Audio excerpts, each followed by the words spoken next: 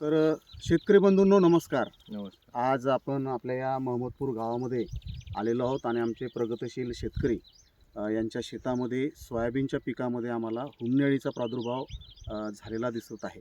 तर या अनुषंगानं आज इथं आम्ही निरीक्षणं नोंदवली असता प्रति मीटर ओळीमध्ये एक हुमणी अळीचा प्रादुर्भाव इथे आम्हाला झालेला दिसत आहे. तर आपण जर बघितलं तर अशा पद्धतीच्या या हुमणी अळ्या आता आकाराने मोठ्या झालेल्या आहेत आणि आपल्या पिकांच्या मुळांवर आता त्या उपजीविका करत आहेत. आणि इथे जर बघितलं तुम्ही तर या झाडाची जी मुळं आहेत त्यांनी ती फस्त केलेली आहेत आणि हळूहळू इतरही हिरव्या झाडांवरती त्या जात आहेत. तर या अनुषंगानं शेतकरी बांधवांनी घाबरून न जाता या किडीच्या व्यवस्थापनाच्या दृष्टिकोनातून काही उपाय जर केले तर आपल्याला निश्चितपणे या किडीचं प्रभावी व्यवस्थापन करता येऊ शकतं. त्यासाठी प्राथमिक स्वरूपाचा प्रादुर्भाव आढळून आला तर मेटारायझियम ॲनिसोप्ली या जैविक बुरशीजन्य कीटकनाशकाची आपल्याला 4 मिली प्रति लिटर पाणी या प्रमाणामध्ये ड्रेंचिंग त्या शेतामध्ये करता येईल.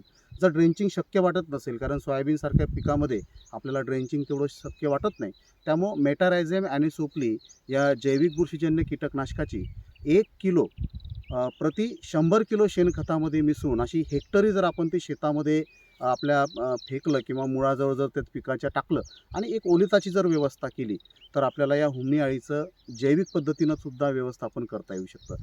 जिथे हा प्रादुर्भाव आर्थिक नुकसान पातळीच्या वरती आहे अशा ठिकाणी रासायनिक कीटकनाशकांचा वापर आपल्याला तिथं करता येईल. तो अतिशय काळजीपूर्वक करणं गरजेचं आहे, कारण या किडीसाठी जे कीटकनाशकं आपण वापरणार आहोत ते विषारी आहेत आणि त्याचं आपल्यावर सुद्धा अपाय त्यांचा होऊ शकतो. त्यामुळं सोयाबीन पिकामध्ये विशेषतः कार्बोफ्युरॉन 3% दाणेदार 33.30 किलो प्रति हेक्टरी या प्रमाणामध्ये आपण हे कार्बोफ्युरॉन नावाचं कीटकनाशक जमिनीमध्ये पिकाच्या मुळाजवळ आपण जर टाकलं तर आपल्याला या किडीचं अतिशय प्रभावी व्यवस्थापन त्या ठिकाणी करता येऊ शकतं. तर शेतकरी बांधवांनी त्वरित ज्या ज्या ठिकाणी असा प्रादुर्भाव दिसत आहे त्या ठिकाणी या हुमणी अळीचा प्रादुर्भाव आर्थिक नुकसान पातळीच्या वरती आहे का, जर नसेल तर आपण मेटारायझियमचा वापर करू शकतो.